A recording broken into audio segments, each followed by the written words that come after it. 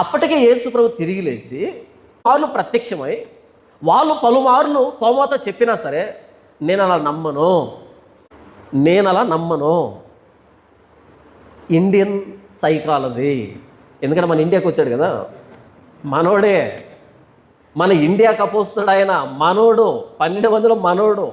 ఎందుకంటే మన సైకాలజీకి తగినోడినే మనకు పంపించాడు ఆయన, అంతే కదా. ఇండియాకు స్వార్థకు రావాలంటే ఇండియన్ మెంటాలిటీ ఏంటో తెలిసినోడు, ఇండియన్ మెంటాలిటీ కలిగినోడు వస్తేనే సరిగ్గా డీల్ చేస్తాడు కదా.